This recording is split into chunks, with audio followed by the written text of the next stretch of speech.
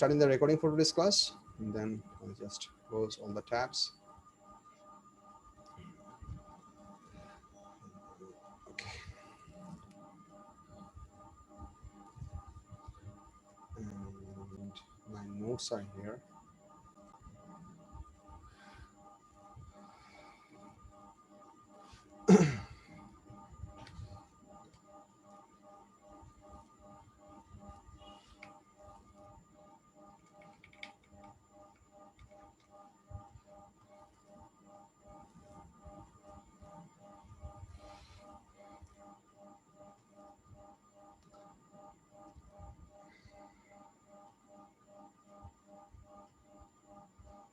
So this was the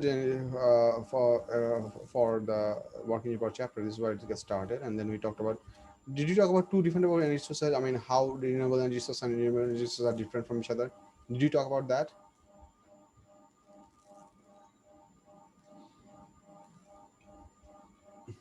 The GP and then the kinetic energy derivation. I'm sure we did not talk about that. This was a pending thing that I did not talk about. I'm pretty sure about this. And efficiency is right over here. Okay. I don't precisely remember how much we did, but I do remember that I so far I remember that we did talk about the two type of energy sources. So I'm basically going to start from here, which is just a little bit after the first page, and then we'll keep going from here.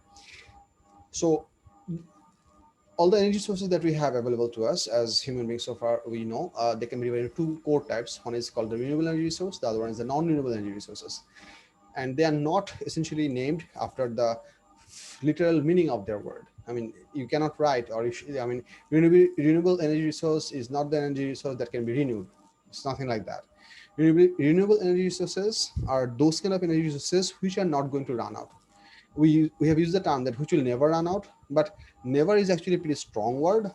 What we mean is that it's not going to run out in foreseeable future. That's the word.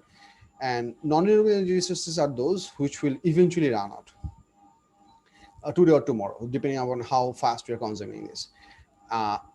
One thing that you need to understand that apart from geothermal energy, that is the heat energy from the central hot molten stuff, lava, magma stuff that we have at the core of the earth, apart from geothermal energy, all the different type of energy that we have, that we receive on earth, they're all practically from sun, whatever you name it. Because non-renewable energy sources only have two different forms. We have the fossil fuel and we have the nuclear fuel. So fossil fuel is basically the sun's energy, which was converted in by photosynthesis by plants over millions of years ago, and those plants died, and the animals who ate those plants, though they died as well, and they got locked up in under layers of rocks, and sedimentation underwent decomposition and converted into the natural resources that we know today as coal, gas, or oil. Three different forms: solid, liquid, gas, coal, oil, and gas. So these are the three different form of the fossil fuel. So the key source of that fossil fuel was from the sun. If the sun did not give its energy to the sun, to the earth, then those plants wouldn't be able to do photosynthesis, and the whole thing wouldn't happen. So although fossil fuel is also, we receive the let's say, we receive the benefit of being able to uh, being able to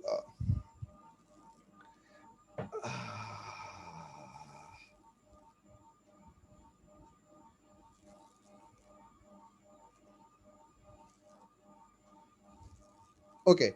As if you ask me a question, I'll entertain your question after a while. Let me just get to the point about the efficiency, and then I'll pick it up. Don't worry.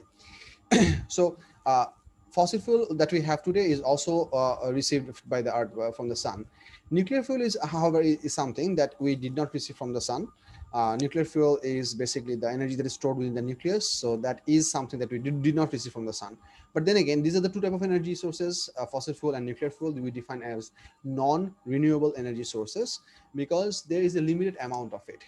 The if we keep on using this thing, if we keep on using the renewable energy resource, eventually we'll run out of it. I mean, because they are not getting replenished as in the same rate that we are creating it.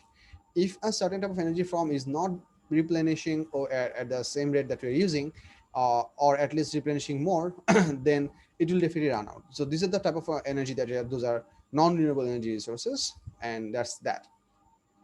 There is one simple idea that there is a not simple. I mean, there is a pretty interesting example that is attributed within this discussion, that sometimes students think that if we burn something, let's say if we burn some wood or if we burn some stuff, in most cases, burning always mean that liberating the chemical energy from a biological specimen. That biological specimen could be an animal, that biological specimen could be a plant, uh, but burning something essentially means liberating the chemical energy in the presence of oxygen. The reaction happens and heat energy comes out. So think about it. If you burn some plants or if you burn some wood, are you consuming a renewable source or are you consuming a non-renewable source? There are two differences to it. I mean, this example can be seen in two different ways. Let's say in the wild there is 1 acre of forest. If and because it's a forest, obviously you're gonna have leaves and barks falling off those trees every day. If you can develop a system by which you're gonna scrape all of those naturally falling biological parts from those one acre of land, and if you burn them every day and not anymore, that is, you are not cutting down trees, but you are getting continuously available resources out of this 1 acre of forest that you can essentially burn and get some energy out of it every day. If you do that, that energy source, that 1 acre of forest, can be considered to be a renewable source, because those plants are doing photosynthesis and they're using the energy from the sun. As long as the sun will glow and the forest and the trees are not cut down, that 1 acre of land honestly can provide you that same amount of leaves, dead leaves and barks and those things, or for the whole foreseeable future. So if we are not cutting down trees, then that forest can work as a renewable source. However, if you start cutting down trees, then we are going to have a problem, because the moment we start cutting down trees, the amount of trees is getting decreased, which is possible to grow. But if you cut down, let's say, a tree that is, let's say, 100 years old, and you plant a tree that is, let's say, 2 months old, there is a huge difference in the amount of output that you're going to get. A 100-year-old tree is going to produce, let's say, at least maybe 10 kilo of dead leaves and barks every day. Maybe, I'm not sure about that, but it's going to produce a huge amount of dead tissues every day. But that's not possible from a 2-month-old plant. So that's the idea. If you can somehow design a system that will automatically work for our benefit, then those things can be considered to be renewable. And another good example of renewable energy resources, which can sometimes contradict with kids, that is, biomass is also a term. Biomass means biomass means if you can somehow utilize the waste product of household waste, তরকারি খোসা, I mean, peel of other stuffs, and I mean the basic kitchen kitchen waste, which is biological in nature, not the plastic products. If you use kitchen waste, or if you use the excretion of dairy animals, cows, buffaloes, those things. If you use those things and eventually develop a plant where you're gonna periodically keep on feeding those biological specimen, and you're gonna have the bacterial reaction, and eventually you're gonna get some natural gas. If you're gonna get some methane gas, basically it's mainly methane, which we call biogas. You're gonna get that every continuously. That can be also considered as a renewable source. You have to understand that as long as you keep feeding your dairy, they're gonna produce your dairy product. Simultaneously, they're definitely gonna poop, and I mean that's an inevitable process. And if you continuously keep on extracting those poop amount and place them in your biogas plant, you should be logically be able to get that amount, a certain amount of gas out of this whole thing for an for the foreseeable future. Unless your anything gets disturbed, if this system is stable, you will not run out of energy, that the amount that you get from that process. So this is what we call biomass. You have to understand that this biomass energy is also considered to be renewable, because how does the biomass energy actually come to us? Think about it. Sun is shining, light onto the plants. Plants are doing photosynthesis, capturing the light energy of the sun into chemical energy within themselves. We are peeling some part of it as fruit peels, so the sun's chemical energy is going into that. Or the cows or the buffaloes, they are eating up the grasses or those biological products, and eventually they are producing their biological product, dairy product, and at the same time the excretion they are leaving, that is the amount the excretion basically has the part of that chemical energy stored that those animals could not digest or could not extract. So let's say a cow is eating a certain amount of grass that has maybe 1 kilojoule amount of chemical energy within itself. It eats up the whole grass. But you can never expect that all of this 1 kilojoule of chemical energy can be extracted by that cow's biological process. I mean, the basic process of digestion, enzymes and everything, the way it works. Let's say the cow eats up 1 kilojoule worth of chemical energy worth of grass, and when it excretes it out, maybe within that excretion you have about, let's say, 350 joule of energy left, in which case let's say the cow's body is 65% efficient because it could extract 650 joule of chemical energy for within its body. So you get those products, so you still have some amount of energy left within them, and this is always true.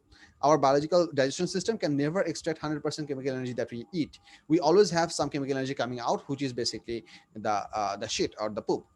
Now that thing can be fed into the biogas plant, and those bacteria which work in that environment, they have the capability to break out that last amount of energy out of those things, and they're going to do that. So they're going to break up all of this chemical energy and create the methane gas and deliver you that gas. So you're getting a much more efficient usefulness out of those same grass which you cut out or which you cultivated to begin with.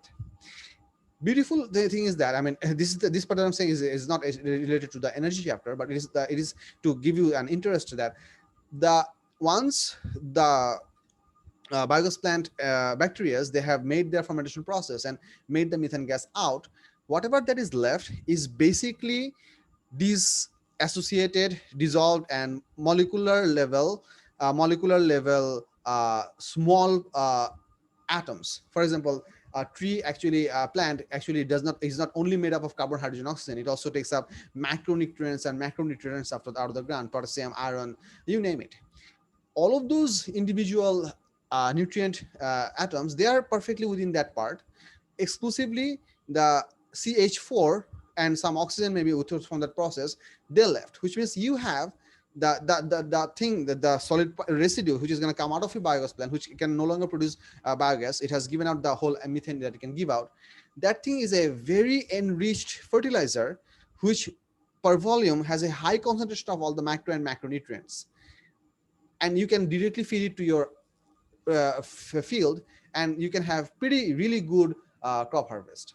So these kind of cycles can work, and these type of processes or this type of designed plants which can deliver you a good amount of energy, sustainable amount of energy. Sustainable in this case means that you set this up, and once you have set this up, you take care of the system so that it doesn't fall out, and the system can give you continuous output. So if you these kind of things can be also considered to be renewable energy resources. So biomass is also a renewable energy resource, unless we actually slaughter those cows altogether, or we just want to burn all the cows at the same time. If you do that, that's basically destroying the plant. So that cannot be done. That would not be a sustainable process.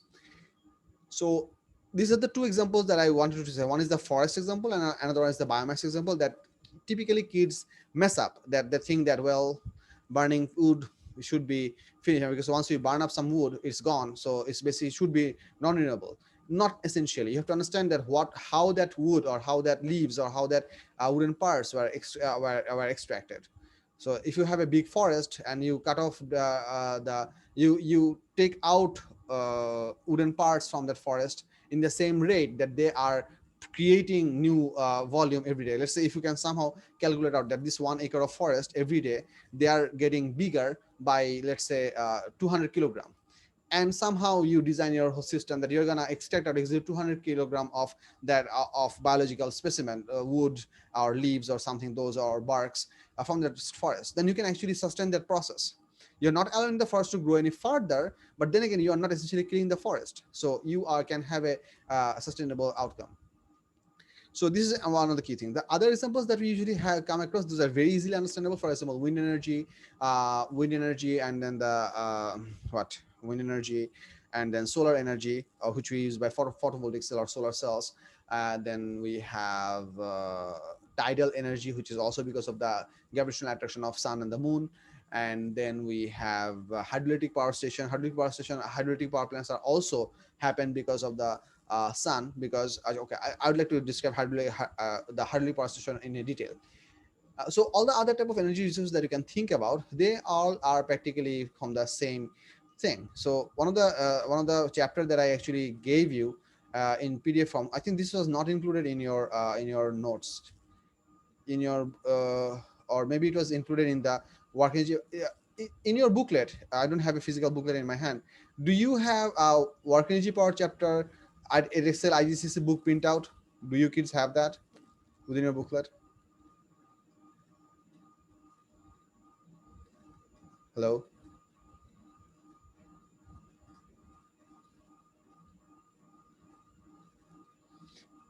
What I mean is this thing. Let me just show you, and you can tell me whether you have it or not.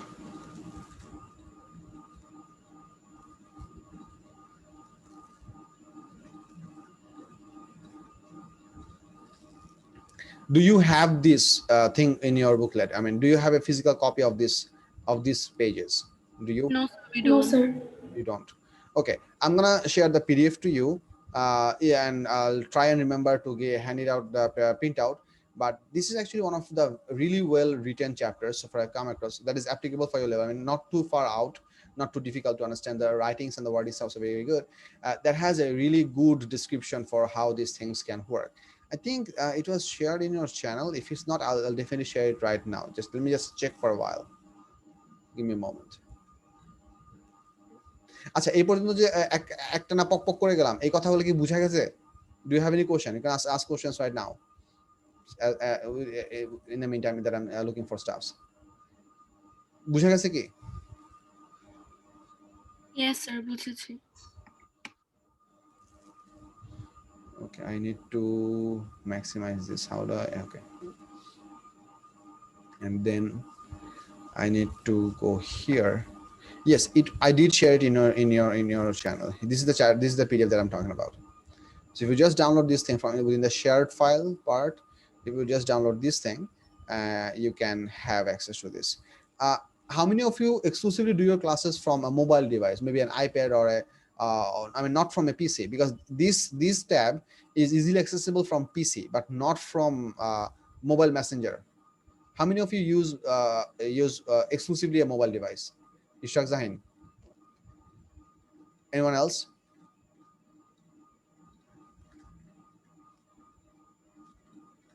Okay. If you, I mean, let me just clarify why did I ask that. Okay, and Ibtisam as well. Why did I ask that? The reason I'm asking you is that if you go to your cell phone based messenger, you'll only get this chat window, and all of the files which are shared, you have to go all the way at that point to find out those files, which practically is really difficult. There's an alternative to this, and I'll tell you what the alternative is, but it not be that easy to achieve. But you might want to take help from some of your seniors if there's available. What you need, what you can do, if you want to access this tab, I mean this whole thing, so that you can download these files much too easily. You will have to log in the messenger from the browser of your phone. So if you're using a Mi phone, Xiaomi phone, you go into the Mi browser and log into Facebook from the browser. And whenever you're going to try that, the phone is going to try to prompt you, do you want to open it in the app? Do you want to open it in the app? Every single time it will try on, you have to say no. You go there, log into your Facebook account from the browser, and then go to the messenger tab and convert the view of the browser in full view. I mean, there is a mobile view and there is a full view. If you convert the thing into full view, you might have to drag to navigate to. I mean, you might actually see only, let's say, this much part of the whole screen. But if you tap by your phone, if you just drag the screen, you would be able to access this thing. This is something that you should not have to do every day, You should be able to do classes and take links and join classes by the basic messenger, which is the default form. But any single time, if you want to access this tab where the shared files are arranged in a pretty manageable order, that's the word I'm going to choose, then you can do that. এই প্রসেসটা কি বুঝছো কি বলছি? Yes, sir. Ishaq বুঝছো?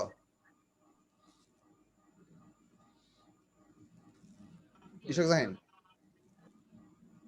Yes, sir. আচ্ছা, যদি তারপরেও তোমাদের ডিফিকাল্টি হয়, ঠিক আছে, তাহলে আমাকে বইলো, then I'll try to think of something more easier. But if you're using exclusively a mobile device, this is the way you can download those files. To be honest, once you download this file, you basically have it saved in your phone, unless you really destroy your phone or your phone has a reset, factory default reset. So once you have it, you don't have to download it once again. So you just only need to go through this trouble. After any class, there was a PDF shared within this part. For most part, it would not be shared because you would have most of these printed things in your booklet. I forgot to actually include this thing in the booklet. I should have included this in the booklet, but my bad. Because this whole online thing is also new for me, so I beg your pardon. Just try this, and if you should be able to do this, but if you can't, let me know. I'll try to help you in a different way. Maybe. Okay, so if I go into this PDF of energy efficiency stuff, because it's already shared, I'm not sharing it again, so that you can get it from there. So within the PDF, you can see that we have a lot of information over here. So this is a three-dimensional view of how a typical power station looks like. Any typical power station always, any typical power station, using the word typical, because by saying the word typical, what I'm trying to mean is what is most common. what I need you to understand that the way we human being actually got educated and researched about the development of science and technology, we came to, first there were travelers, or there were the sea roamers, not pirates, navigating English ki? Sailor people. Sailor. Yeah, sailor people. So they went around the oceans. The first source of actual oil that can be stored and can be burned to get fire was from the whales. And at that point, whales were killed in a huge number. After, the incident that actually stopped the oil extraction from the whales was the discovery that under the ground oil can also be available. So somehow, sometime in the future, sometime in the past, people actually came to find out that, well, oil is also available underground, and they started digging and they got the oil, and also they got the gas, and when the digging process started, they got all the three forms: coal, gas, and oil. This is what we call exploration. And then when technology got improved enough, people also understood that if we have these things on the solid ground, there's possibility that we should also have it under the ocean surface. Now there are oil rigs in many parts of the world on the ocean to dig the ocean floors and get stuff out of there. The point I'm trying to make is that because we had access to really easy to achieve energy in the form of oil, gas, and coal, burning them would liberate heat energy. So we had to think of a way that how can we make this heat energy accessible and available and cheap for everyone. That's when the electricity came in. That what was found that among all the energy forms, electrical energy happens to be the form of energy that can be transferred or transmitted from one location to another location with the easiest process and least amount of loss. Because if you just set up some metal wires, and metals are pretty much available on the earth, so metals is not a big deal. We can have quite a good number of metals. So if you just hang metal wires, and you don't need any moving parts, you don't need a pump, you don't need a gear or anything, you just apply high voltage in one point, you get the energy available on the other point. So people actually found that. So this is why converting any type of energy form that we have, any energy resource, we human beings want that how can we convert that energy resource into electricity, because we want to make that energy available to the entire human species. So that's why electricity is so important to us.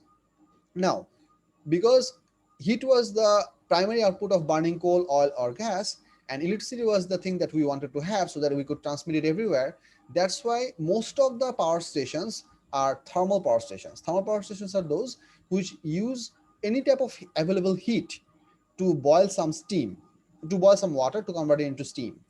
And then they are gonna blow that steam onto some turbines. Turbines are basically reverse propellers. We have an image over here. I hope, yeah, this is how a turbine looks like. This is a, yeah. So the way it works is that this is actually a hydroelectric turbine, but in this case, for these turbines, the water is gonna shot uh, from this direction. I mean, not from this direction, rather tangent to this turbine, if that makes sense. So that's going to actually hit onto this curved blade, and as it is going to hit, this is going to start to rotate. So in that process, what we're doing, we have some sort of heat source, some sort of heat source. And if you wonder why am I using the word some sort, I mean, isn't this only fossil fuel? Not essentially. We can have heat energy from fossil fuel sources if we burn them. We can have heat energy from the geothermal sources. We can also have some heat energy from solar collectors, some sort of a curved mirror in a large scale, so that we can concentrate the heat energy from the sun. That is also possible. But irrespective, if you have access to heat energy, you can use this process. What we're gonna do, we're gonna take that heat energy within a closed container. We're gonna boil some water, convert it into very high temperature steam, and then we're gonna blow that steam onto some turbine blades. This blowing is going to convert the heat energy that was stored within the water molecules, I mean steam molecules, H2O molecules, into the kinetic energy of the turbine. So get this part straight. First, we have chemical energy in the fossil fuel form. Burning liberates the chemical energy into heat form. Water simply works as a carrier of this heat energy. So water absorbs that heat, converts into steam. It undergoes state change, but water still remains a water. There is no chemical reaction. It's a physical process. Then the steam blows onto the is blown onto the turbine, and the turbine rotates. In that process, the turbine converts the heat energy of the steam into kinetic energy. That kinetic energy is then fed into a generator. A generator is basically a device which is a combined setup of magnets and wires, coils of wires, where and it has certain mechanism to work with. We have that in a syllabus as well. We're going to learn about that in the electricity mechanism chapter, topic 5 of the syllabus. But what I want you to believe for the time being is that whenever the central shaft of a generator is rotated, it can produce electricity. And the kinetic energy, which is responsible to do that rotation, practically that kinetic energy converts into the electricity. So these are the individual steps, and these are the individual machines that can do this thing. So I can try to draw. There is actually a pretty beautiful box diagram over here. So we can look over here. You see, uh, at the bottom of this arrowhead, they are saying what is actually done, and then they are saying that how this is happening. Let's have a look at this thing. It will make sense. First, we have stored energy in the form of fossil fuel, oil, gas, and coal, or nuclear fuel. Nuclear fuel is not stored energy. Stored energy are these three. So these are the non-renewable energy resources. What we're gonna do, we're gonna liberate heat energy from this. So we're gonna either burn them, or we're gonna do nuclear fission, controlled nuclear fission, which we call chain reaction. We're gonna do that. However, we're going to get heat energy out of it. So at that heat, so this whole thing is used to heat water. So as a result, we're going to get heat energy in high pressure steam. Then we're going to move this thing through turbine. So this steam will be used to drive turbine. Drive in this case means rotating it.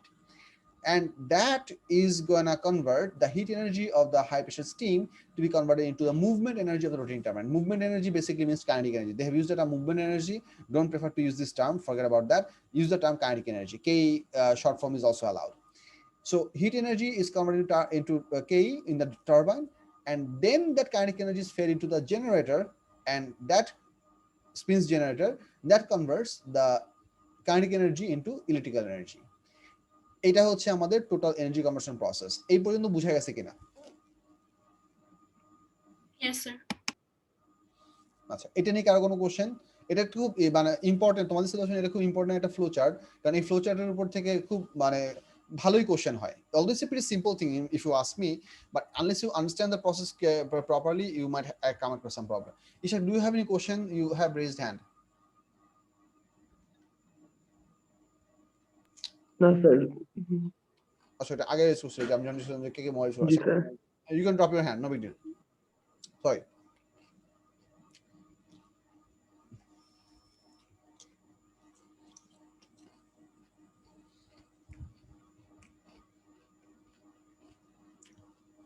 My bad. I was having shosha cucumber. So this is the basic process by which most of the power is generated in the world. Now, for other type of energy conversion processes or other type of power plants, we're gonna have we can mostly have a certain part of it. For example, if you consider a hydroelectric power plant. So this is actually this is not actually a hydroelectric power plant, but this is what we call Pelton Wheel. You have a river which is flowing through here. We somehow placed a blade kind of thing over here. So as the water is flowing by, it is pushing those blades, which is continuously rotating this wheel, and that rotation is used within this house to do something. Now that something could be crushing some grains. It could be to uh, do something. I mean, you have some sort of rotation available. You can convert that rotation into any other type of thing that you want to do. So this is a renewable energy source. As long as water is going to keep flowing through this river, you are going to have an energy available within this house. You are going to have a rotating shaft, and then you can convert the energy of that rotating shaft available to you in any other form that you want. That's one way.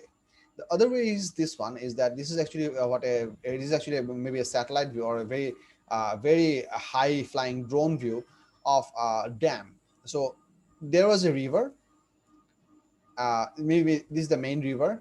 This is the higher ground, and here they have a channel, and they have, so water is basically trying to flow through, but they have made a dam over here, mud, and using this dam they're actually accumulating this water over here, so they're not allowing it to flow by.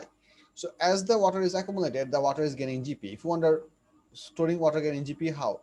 Because what happens within this dam, water is allowed to fall from this top side downwards, and the generators or this kind of Pelton wheels, these turbines, they are placed at the bottom of this base. So whenever water is falling from that height all the way to the down, the water actually comes into the turbine from GP. As the water falls, like any other object, it converts this GP into Ke.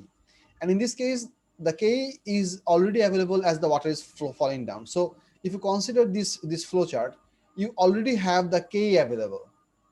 So the flowing water automatically drives the turbine. So because we all have available kinetic energy from the water, we don't need to boil this water in steam anymore. The entire point of boiling water to convert it into steam was to transfer the heat energy available into a convenient medium, namely water. But since we have in this case available K within the water, so there is no requirement of any boiler. So that water is fed into this turbine blades, and those turbines then start to rotate, and then the rest of the part is very simple. This central shaft of this turbine is actually connected with a generator. So as this whole thing rotates, that generator produces the electricity. One thing I want you guys to understand: whenever we use the term produce, we don't mean create. We exclusively mean converts. Whenever we say power plant, we don't mean that plant is creating power. We simply mean that plant is converting some sort of naturally available energy resource into electrical energy. Energy cannot be created. I'll tell you why energy cannot be created. Okay, so this is one of the examples of this thing. And then we can also have tidal power over here. This is actually a pretty interesting image for tidal power. Tidal power energy resource, tidal power power plants are actually quite few in the whole world. It's not a very popular design because this requires a certain type of geographic capability to be able to build this type of tidal power. So every single terrain of earth or every single country do not have access to that kind of limited or lucrative location, but countries who have that, they can make this stuff. The idea is very simple. When there is a high tide, the water rises to this level, and then the dams are open, so water comes in here, and both of the sluice gates are kept open and water comes in here, and in the high tide the water leaves over here. At the exact high tide point, the dams, the sluice gates are dropped. When the sluice gates are dropped, this water which came up over here, which is on the right side there is land and on the left side there is sea, this water gets trapped, and we wait. Because of the natural process of tide, we have high tide and then we have low tide. The water of the sea level drops. When it is the peak of the low tide, then we have the biggest amount of height difference between the water over here and the water level over here. That's exactly when we allow this water to run out through a channel, and in the pathway of the water flowing through, we put a turbine. This is a symbolic figure for the turbine. As the water runs out, it rotates the turbine, and then we can convert the GP stored in this water in the K form, and K converts into electrical energy within the generator. They have only written the turbine, but it's not the only turbine that works, because along with the turbine comes a generator, which is responsible to convert that into electricity. So this can also provide a renewable energy source, because as long as the sun and the moon are there, tides are going to keep on happening. So as long as tide will happen, we're always going to get energy out of this process. But one of the disadvantage of this kind of plants is that you can only produce energy twice a day, because the high tide and the low tide happens 6 hours apart. So you have 2 high tides in a day and 2 low tides in a day. So you can only produce energy out of this plant 2 times a day, and those times can be somewhat seasonal. They can sometimes vary depending on the season, but it's not a on-demand power plant. It will run at its own pace. On demand means that you cannot simply turn it on whenever you need it, like a gas generator. Gas generator means a generator that works on gas, or a basic generator. A generator has the flexibility that you need some electricity, you put in oil over there, turns on the generator, you have immediate electricity available. But these things cannot do that. They can only do at a certain amount of time, and they can only produce so much as you have designed the plant. The entire thing of renewable, the reason the world still runs on a huge amount of non-renewable energy resources or burning the fossil fuel is primarily because of the convenience of fossil fuel. Because using fossil fuel is so convenient, because fossil fuel was discovered by people, by us human species, quite a long time ago, and a lot of research went down to make sure that how can we utilize this fossil fuel to our best benefit. And then we developed a lot of machines, and then some companies made the monopoly. And once those companies start to understand that if the renewable energy sources culture actually takes on, which is currently happening around the entire globe, then they are going to lose a huge amount of market share. People will not be using non-renewable energy sources. So they have some sort of lobbying, or at least a application of power and money, so that non-renewable energy sources, solar and those other stuff, don't get that much that much importance by the lawmakers. They cannot essentially influence the regular people, because regular people in today's world have a pretty free internet. I'm using the word pretty because it's not true for every country, but you get the point. So we know that we need to switch to renewable energy sources, but uh, the people who are going to make the big shots, or they're going to make the call, they are our leaders, they are our politicians, they are the lawmakers. So what the monopoly of the non-renewable energy resources do, or those companies do, is that they manipulate and control those politician people, and then that's why we are actually lagging behind to do this thing. Anyway, we are looking for a better future, because if we don't do this, if we keep on burning fossil fuel at the rate we are burning today, if we don't slow it down, let's say we don't increase this, if we keep just maintain in today's rate, earth is gonna be significant portion of the earth's land are going to be submerged within 80 to 100 years, which means that you can live and maybe have a natural death, but there's high probability your kids will have to learn to live on ocean. Do you get my point?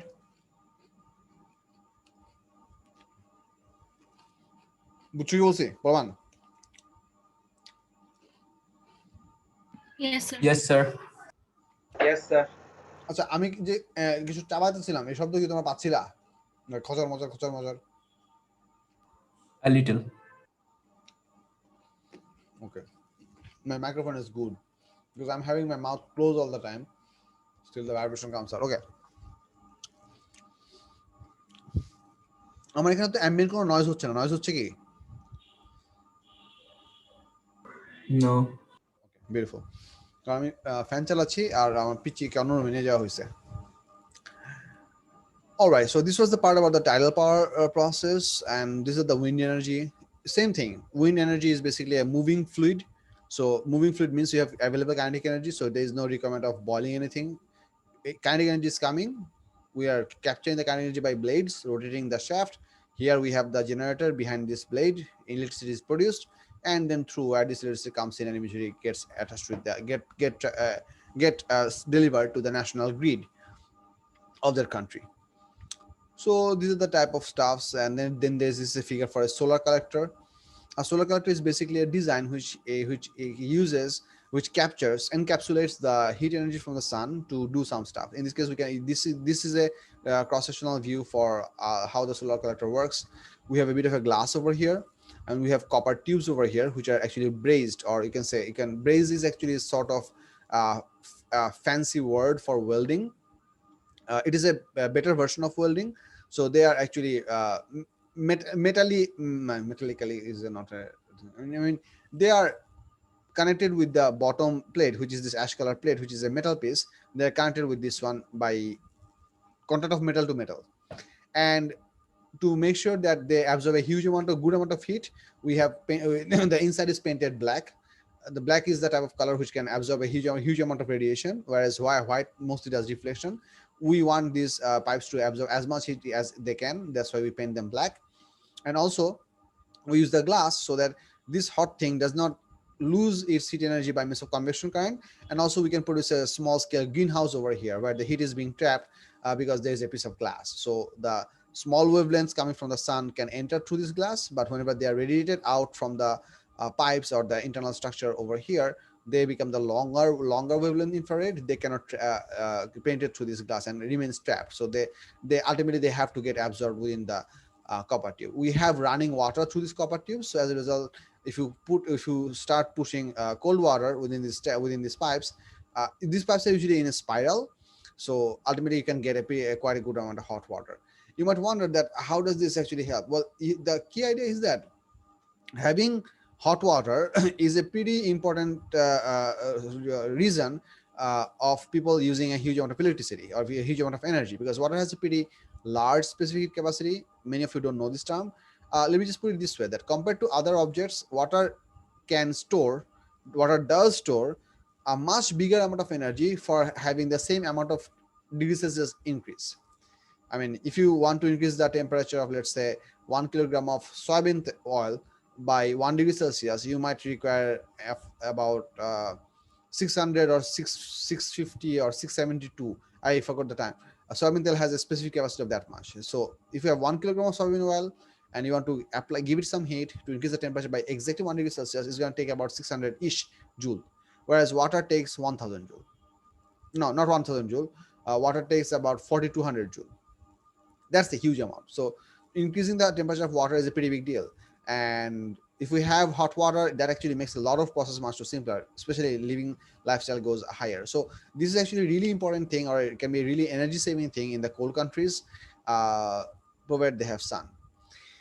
So that's one under design. And then we have the idea of geothermal energy. The basic idea of geothermal is very simple. There are certain locations in the earth where the earth crust is thin enough that the heat energy gets released to the water bodies which are above. So if we can logically, if we capture this heat energy and then somehow run some turbine, and we can get electricity out of it as well. Once again, if you want, now you might wonder that this essentially means the earth is cooling down.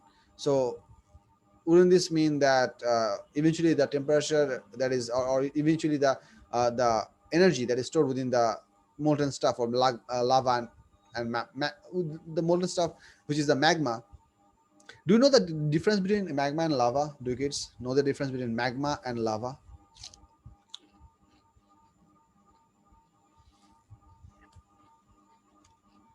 Anyone?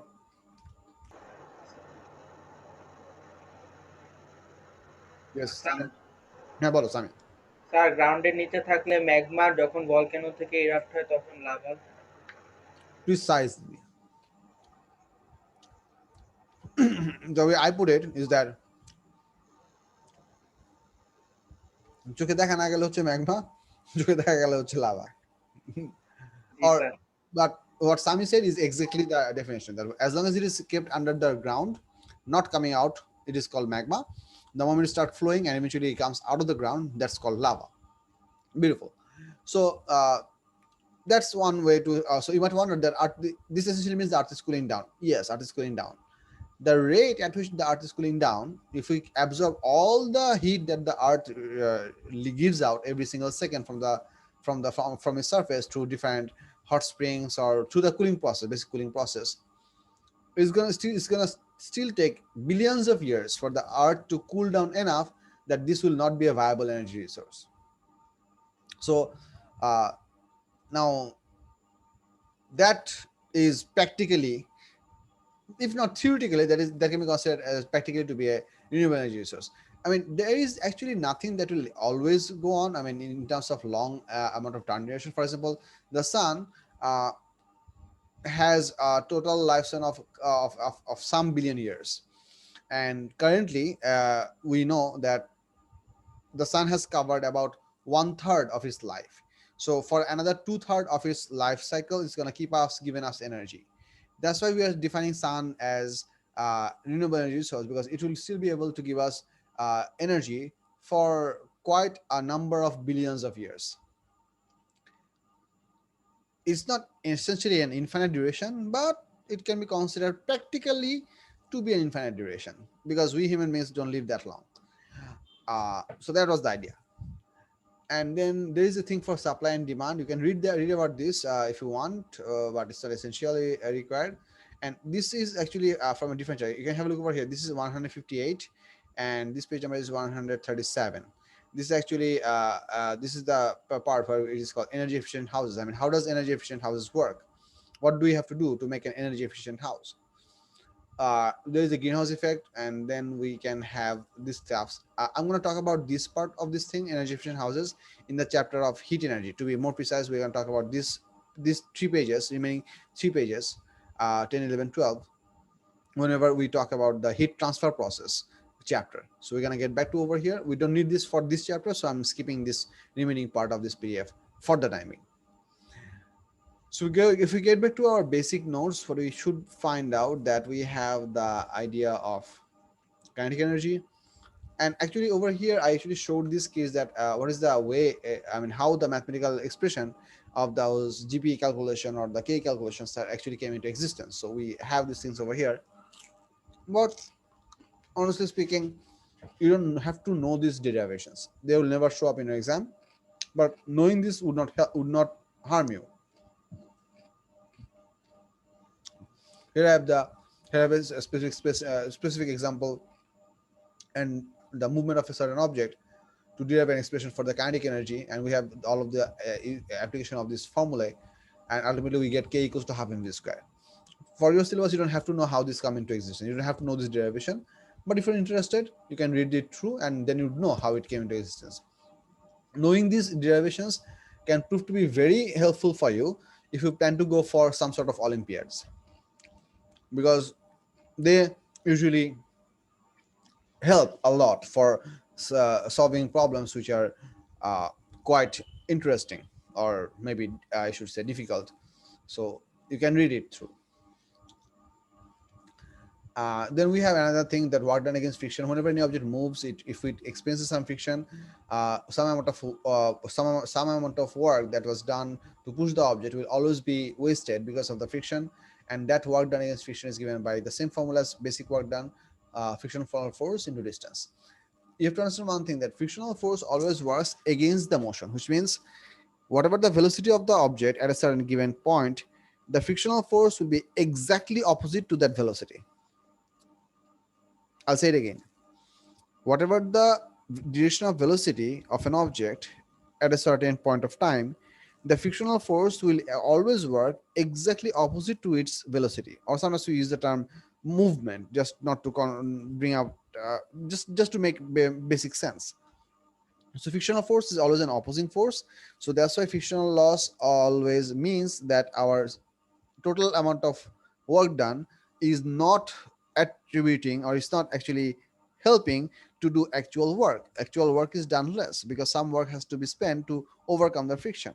So the formula goes on pretty much the same. Work done against friction is equals to frictional loss into distance covered. So that's a pretty simple formula you can use for mathematical calculation. And then over here we have this idea that law of conservation of energy. I'm going to talk about this in detail. In this case, I actually have shown you a way to prove that how law of conservation can be possible to achieve. You do not once again know this thing, but I'm going to discuss this whole derivation in detail because I find it very interesting and important for you to understand. First, what do you understand by the term conservation? What do you mean that something is conserved? What does it mean in your head? What do you understand by the term conserve? Hidden. Okay, and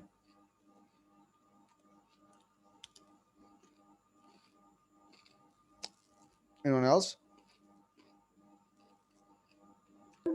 Preserved, safe for later use.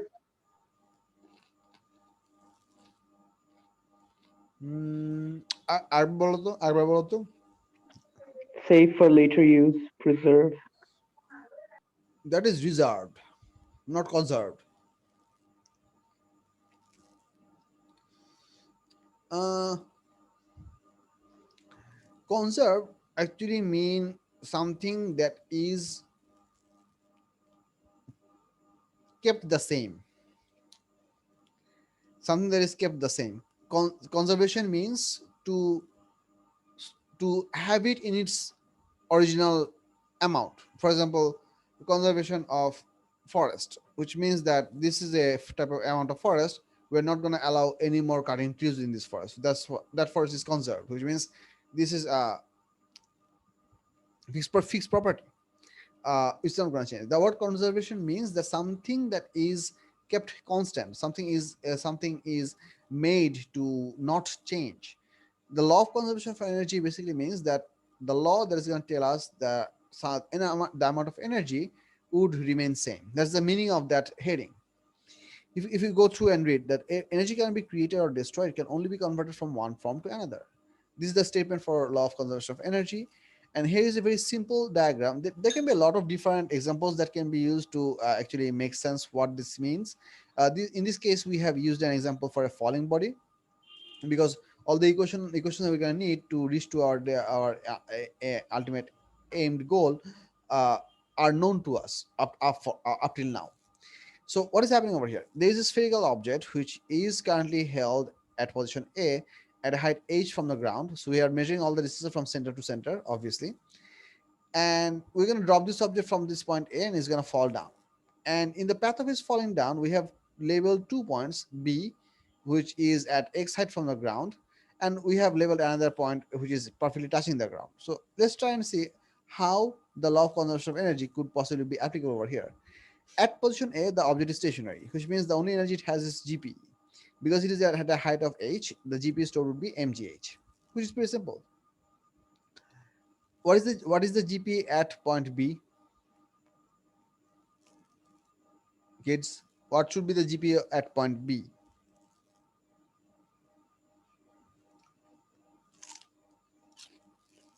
Anyone?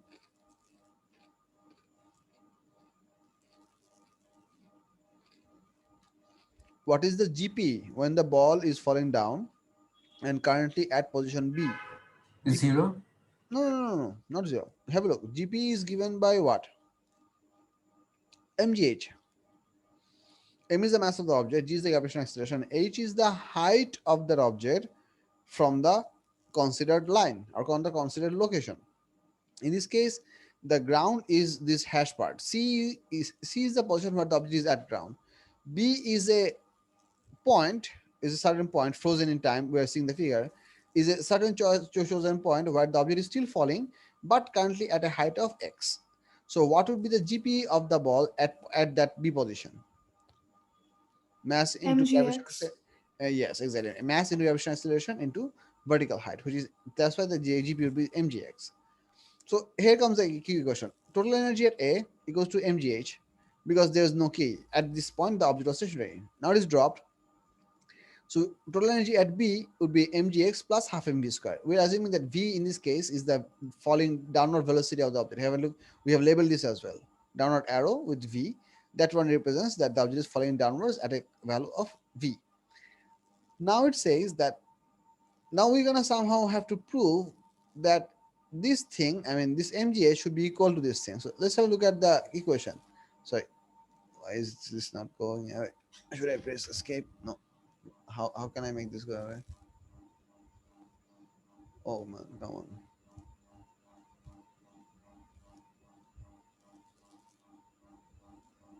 Okay, it's gone. So how can we work through this? Have a look. V square equals to U square plus twice AS. This is the fourth equation of motion that we have learned earlier. And if we try to express, we want to calculate that how this V can be processed, because currently when the object is at position B, it has both GP and KE. It is at a certain height from the ground, that's why it has GP. It is falling downwards at a speed of V, that's why it has KE.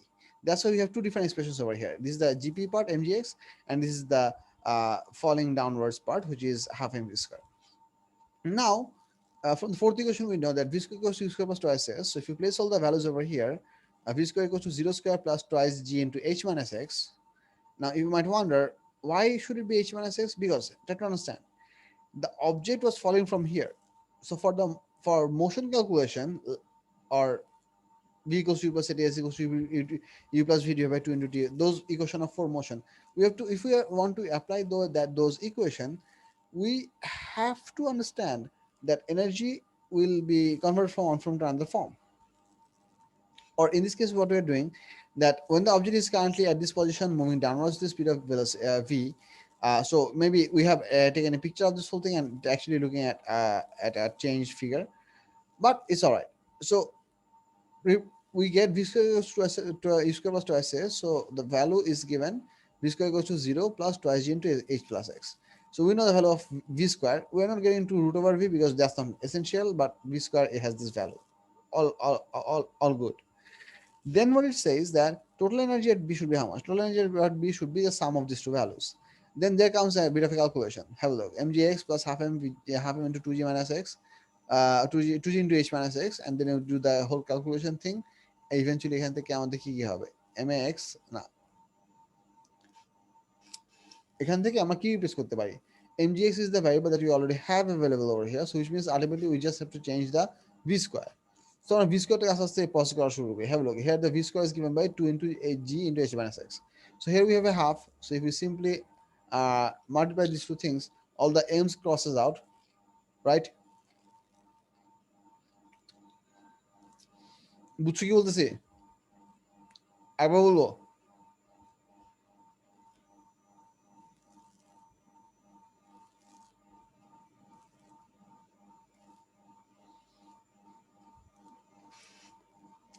Anyone?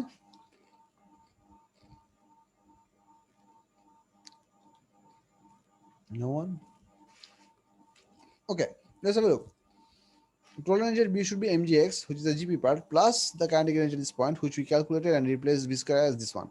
So here we have placed the value of v square.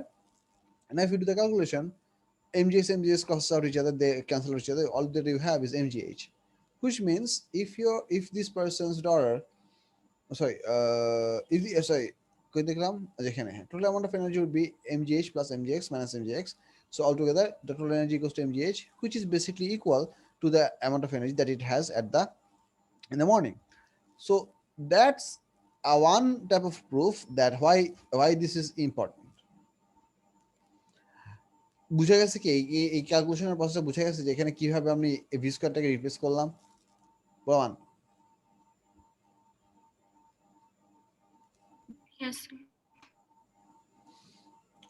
আচ্ছা, এখানে আমাদের কিছু example দেওয়া আছে।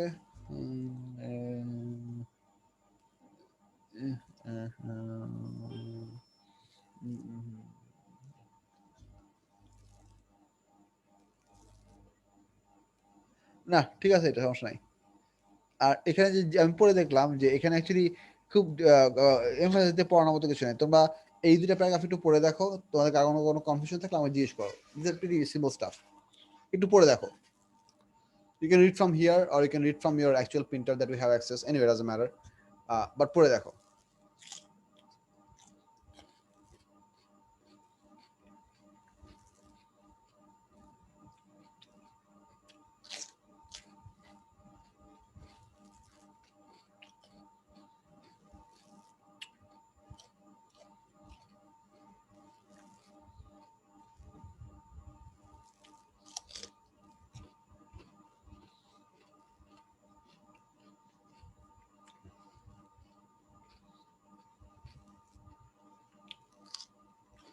বুঝা গেছে? কার কোনো question?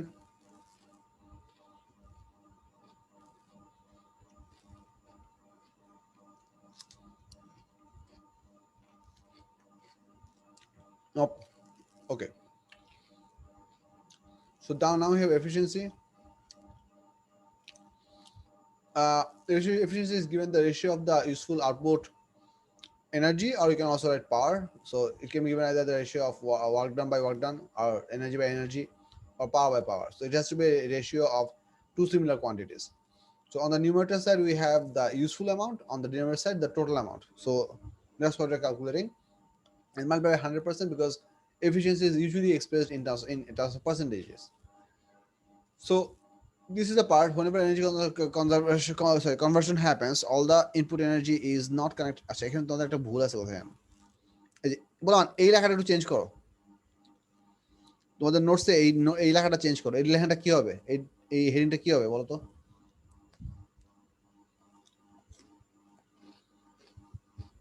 Efficiency.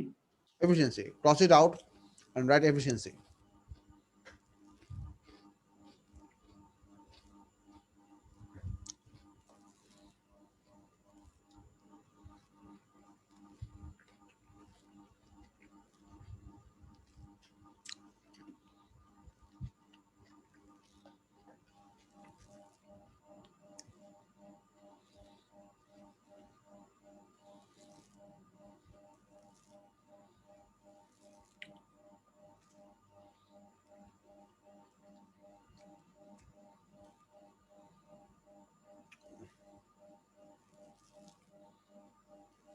আচ্ছা এটা খুব সিম্পল জিনিস। এই প্যারাগ্রাফের বেসিক আইডিয়া হচ্ছে that if you ever come to see these two terms, overall efficiency or what is the total efficiency, then you have to understand that you are being asked to find out the total efficiency of the process. So that would mean that the very initial input energy goes at the denominator. No matter how many steps are in between, the final energy output comes in the numerator, and you do that division and do that into 100%. That is the important bit from this paragraph. আচ্ছা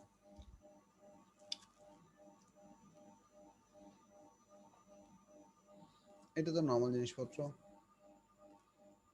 আচ্ছা এই ম্যাথটা একটু তোমরা সবাই পড়ে দেখো। I'll give you some time. If you want, you can also put these numbers in your calculator and check for the accuracy of these answers, which I think are okay, but I want you to attempt and get this calculation right. এই ম্যাথটা একটু পড়ে দেখো and do all the calculations as you can, and if you have any question, I'll pick it up. এই question একটু attempt মানে just পড়ে দেখো এবং ক্যালকুলেশন গুলো তোমরা নিজেরা ক্যালকুলেটরে প্রেস করে দেখো যে ক্যালকুলেশন ঠিক আছে কিনা। I'll give you some time, 3-4 minutes.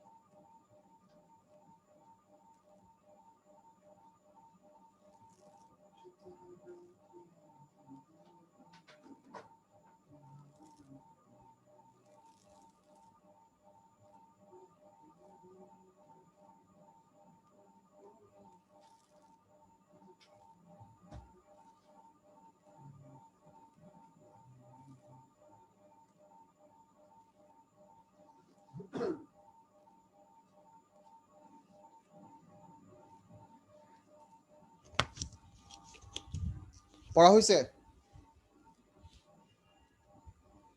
Hello, Sir, হ্যাঁ বলো বলো। can you explain number A? Number E, sure, I'll help. No, sir, A. D, The first one, A. did you say A? Yes. Acha.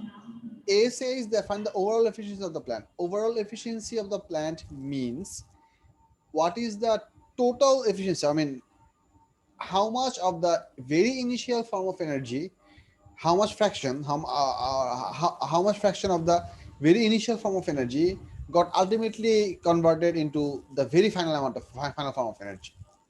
So that's what this is about. So if you're trying to calculate this, you simply have to multiply all of this value. Now you might wonder, what is the, I mean, how does this make sense, right? This, does this look good? Does this look weird? Yes. So okay, I'll show you the mathematical magic to for how this formula works. So let me just get a simple example to make sense with you mathematically. তোমরা যারা এখনো পর্যন্ত পুরো ক্লাসে কোন একটা কথাও বলো নাই, তোমরা কি সব শুনতেছো বা বুঝতেছো? Can I have some indication in the chat window if you are not willing to talk, like yes or Sir? Sir? yes? Sir, could you explain C after this? Yeah, sure.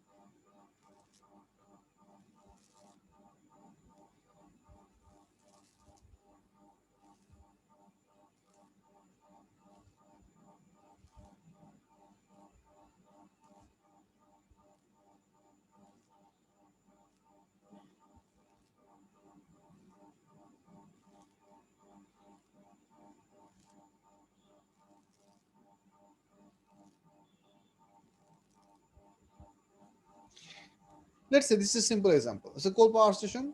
We are feeding the boiler coal. Let's say for a certain given scenario, we fed the boiler some amount of coal which has precisely 20,000 joule of chemical energy within itself.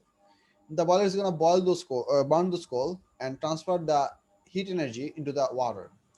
But there is a catch. You cannot transfer all the heat to the water because of many reasons. First of all, heat is the type of energy that will always try to flow from hot place to cold place. By using insulation, by doing careful design, you can minimize this effect, but you can never altogether discard this effect. If you have hot object, it will lose heat, period. There is no change of it. So and also, if you want to heat up some water, you have to also heat up the container. So some amount of energy will be always used to heat up the container. So you cannot essentially use all the you cannot essentially transfer all the chemical energy that is liberated as heat energy into the water. So there will be some loss. So let's assume the boiler is fed 20,000 joule of chemical energy, and the amount of heat energy that the steam is coming out with itself is to 14,000 joule. That steam is going to hit the turbine with this 40,000 joule, and once again all the energy cannot be absorbed because of obvious losses, and let's say the turbine ultimately can give an output of 8,500 joule of kinetic energy. That will give fed to the generator, and let's say the generator can produce 7,300 joule. I am writing these numbers not based upon the earlier question of the PDF. I'm writing this number just by random. I'm making up this scenario right now to make sense with you. এই পর্যন্ত কি বুঝছো? Yes, sir. আচ্ছা, কার কোনো question থাকলে আমরা বলো, আমি তাহলে হেল্প করতেছি। জারিন, তুমি কি ক্লাস বুঝতেছো? জি স্যার। আচ্ছা, you haven't said a single word, so I was worried that. Are you all right? Yes, sir, I am. আচ্ছা, ঠিক আছে। and then ইয়াও কিছু বলো না এখনো পর্যন্ত, যে আরেকটা পিচ্ছি আছে, মোহাম্মদ মুস্তাফা ইসলাম।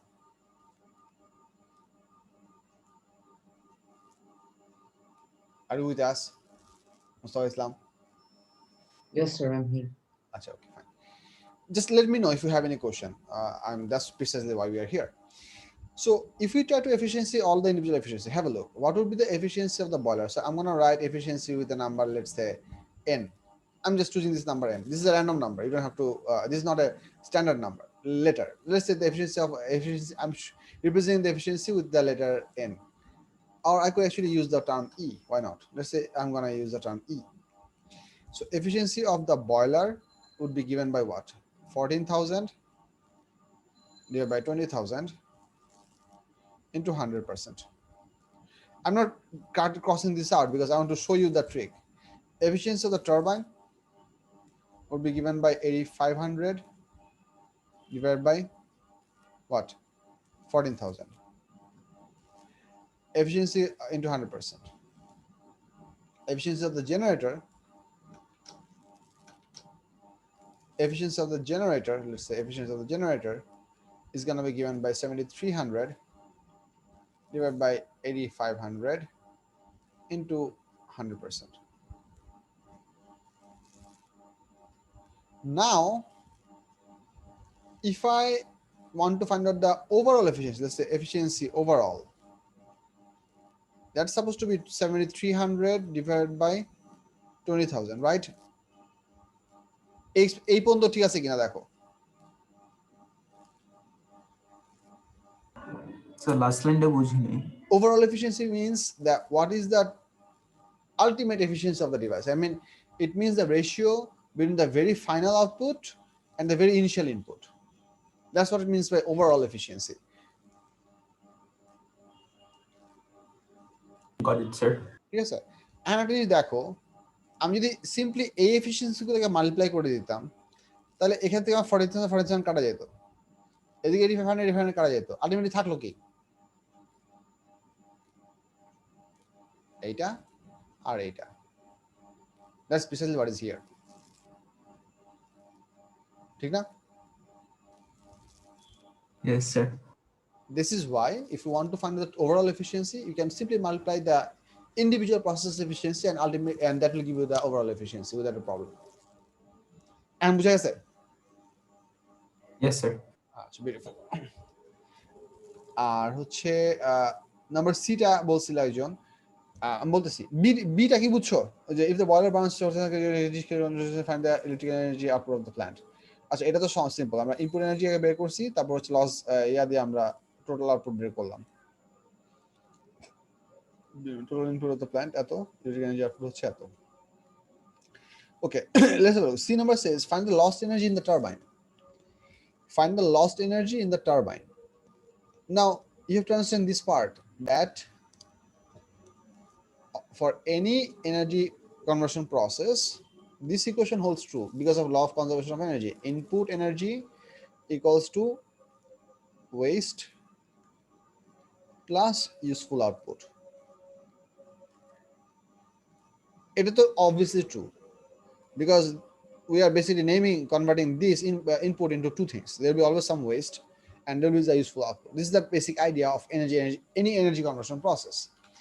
So if you want to calculate the waste, you have to subtract, I mean, if I subtract waste from here, what do you get? Waste equals to input minus useful output. Does it make sense? Now, if you wonder, why am I showing you this? The reason is, using the term of the efficiency, we can relate the useful output divided by total input. In this ratio, weight is not involved because, sorry, waste is not involved. That's why directly from this information, we cannot directly calculate the waste. If you have to calculate the waste, you have to somehow be able to individually find out these two, and then you find out the difference of these two, you can get the waste. এটা হচ্ছে আমাদের West বের করার method. Now, if you have a look over here, the question is asking us exactly that how much energy was lost in the turbine. Now, if we want to calculate the total loss in the turbine, total input equals to total input minus useful output. So input to the turbine would be how much? Input to the turbine would be the useful output of the boiler. Have a look. That thing that I wrote over here. Input of the turbine should be the useful output of the boiler. Now, why am I talking about this? Because in this earlier question B, the question actually provided us how much chemical energy was given. How much chemical energy was given to the boiler. So we calculated that the total input or initial chemical energy input to the plant was 8 into 10 to the power 6 joule. We know this value. And using the efficiency of the boiler, which is 55%, which is over here, the boiler is 55% efficient. So if I just write those things over here, although the values are necessarily not equal, but just to make sense, you put this thing over here, 55% efficient process gives you this. Then you put this into this thing, and then 63% efficient process gives you this. For the question, not for these numbers. বুঝছো কি বলতেছি? Yes, sir. So if we want to calculate the waste of the turbine, if you want to try to understand, try to visualize this figure. If you want to calculate the waste of the turbine, you are going to need this number and you're going to need this number so that you can do the subtraction and get this value. So how can we do this? We have access to this initial number, which for the question was 8 into 10 to the power 4 joule, which you have over here. So 10 to the 6, 10 to the 6 joule. And then you know the efficiency of this thing. So using these two terms, you can calculate what should be the heat energy output of this thing. Then using this efficiency, you can also calculate what would be the kinetic energy output of this thing. That's the step of progress. That's it.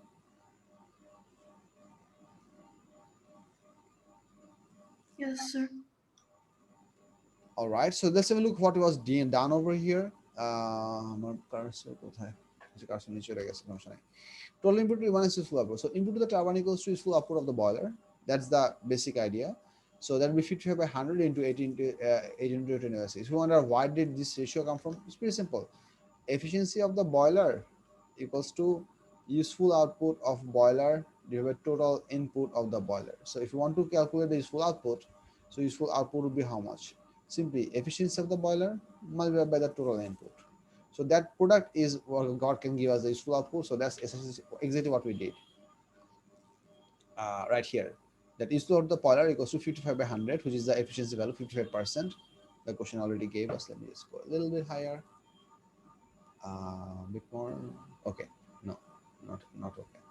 So I need to zoom out. Less this, so maybe 135%.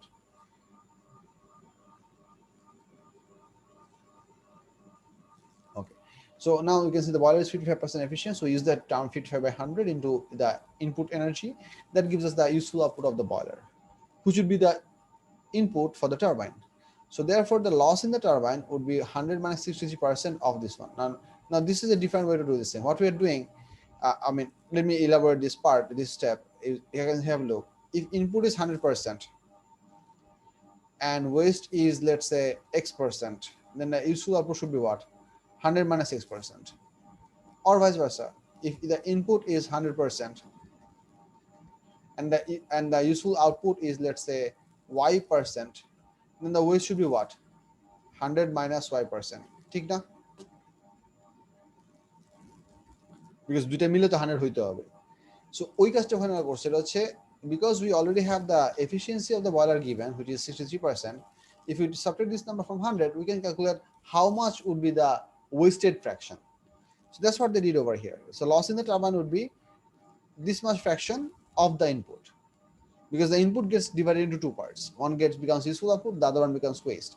In this case, by doing this subtraction, we calculated exactly what would be the waste fraction, and then we multiplication gave us this energy. If you don't understand this thing, or if you think that this would be difficult for you to remember, no big deal. You get this number, you have got this number, you can simply calculate the output of the turbine from the same original equation. And once you get that number, then you subtract these two, and you ultimately will be obtaining this number as well. So if you cannot remember, if you find it difficult that loss in the turbine will be 100 minus 63%, if you find it difficult to remember, or you think that no problem. You simply calculate in the very basic process what will be the useful output of the turbine. Then you subtract from the input with the output, and you get the number. You will ultimately end up with the exact same value, unless your calculations are wrong. বুঝতে পারছি? Yes, sir. D নাম্বারটাতে কার কোনো সমস্যা? So I have another question. বলো. So in number B, for the electric energy output, why did we use the overall efficiency? Shouldn't we have used the efficiency of the boiler given in the question?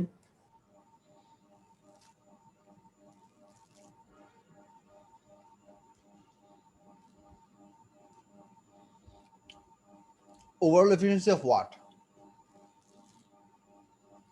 So in B, it told us to find the electric energy output. So electric energy is coming out of what? Generator. Is the boiler giving you electric energy? No. Boiler is eating chemical energy, and vomiting out heat. Turbine is eating heat, vomiting out, let's say, or not vomiting, I mean producing or converting that into kinetic energy. And the generator is eating up kinetic energy and giving out the electric energy. So electric energy is the output of the generator, which comes from here through all of these processes. That's why you have to use the overall efficiency, because as the input energy, you are not using this one, you are using this one. So all the in-between efficiencies have to be involved within the process or within the calculation. বুঝছো কি বলছি? Yes, sir. Clear হয়েছে কিনা? Yes, sir, clear.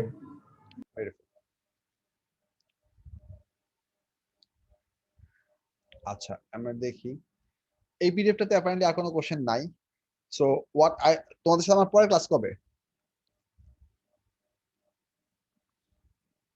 কাল কেন তো মঙ্গলবার না? Hello, Yes. আচ্ছা, ইনশাআল্লাহ নেক্সট মঙ্গলবার আমরা ক্লাস কন্টিনিউ করব। আর আমার আরেকটা প্রপোজিশন আছে, although since we are fewer than before, সেটা হচ্ছে যে my kid is here. My wife's MBA is finished. They have only one exam left or something like that. So I am trying to free up one weekday. So we're gonna do the Friday classes. Still, we cannot fix up another day with you, but I'm gonna eventually bother you to shift this Friday class timing to someplace else over discussion. Do you get my point? If it's not possible to all together come to a common ground, I'm going to keep the same time, and I'm going to try to free up some other day of the week. বুঝছো কি বলছি প্রমাণ? Yes, sir. এই discussion আমি আজকে করতেছি না, eventually করব কোন এক সময়, বাট তোমাদের কাছে একটু হেডস আপ দিয়ে রাখলাম। তোমাদের জন্য ছোট একটা হোমওয়ার্ক থাকবে, হচ্ছে তোমরা নেক্সট ক্লাসে টিউসডেতে ওয়ার্ক এনার্জি পাওয়ার চ্যাপ্টারে অ্যাটলিস্ট এমসিকিউটা পুরোটা অ্যাটেম্প করে রাখবা। সবই যে পারতে হবে আমার কথা নাই, but I want you to read every question. Make sure that you have read every question, and whatever the confusion or the mistake that you want to ask me, you have those things sorted out. And then I might actually show you some problems from the paper 2 as well. Additionally, because there was a pretty large gap, so if you have already completed the worksheet, work energy power paper 1, paper 2, you can simply do your other stuff for the within time limit. But whenever we solve the question paper or worksheet, you can ask your problems at the same time. No big deal. Homework বুঝা গেছে? P1 first priority, P2 same priority Tuesday জন্য আমি দুটো একসাথে দিচ্ছি না sir জি বলো sir আপনি যে অন্য ক্লাসের টাইমিং গুলা মানে অন্য ক্লাসে যে টাইমিং গুলা ওগুলোর রুটিনটা কি আবার পাইতে পারি স্যার যে আমরা যে কোচিং আমরা ক্লাসের যে শুরু করার আগে যে আপনি একটা রুটিন দিয়েছিলেন না এটা হ্যাঁ জি স্যার এটা এটা কি গ্রুপের মধ্যে আবার দেওয়া যাবে আচ্ছা আমি এটা স্ক্রিনশট মেরে তোমাদের ইমেজ হিসেবে দিয়ে দিচ্ছি জি এখন স্যার এখন আমার এই ক্লাসটাও হচ্ছে না এই ক্লাসটাও হচ্ছে না এসে মানে সবগুলো ক্লাসে আমার 5:30 পরে চলে আসছে আর এছাড়া বাকি ক্লাসগুলো সব হচ্ছে আর তোমাদের এটা এক্সট্রা ক্লাস দিছিলাম এক সময় এটা এক্সট্রা ক্লাস তো হচ্ছে না উইকলি 2 দিন করে ক্লাস হচ্ছে সো হ্যাঁ I can definitely give you this image আমি ক্লাস শেষ করে দিয়ে দিচ্ছি সমস্যা নাই ঠিক আছে আজকে তাহলে এইটুকু থাক ইটস অলরেডি 7:28 উইল ইনশাআল্লাহ once again meet in Tuesday goodbye আল্লাহ হাফেজ স্যার আল্লাহ হাফেজ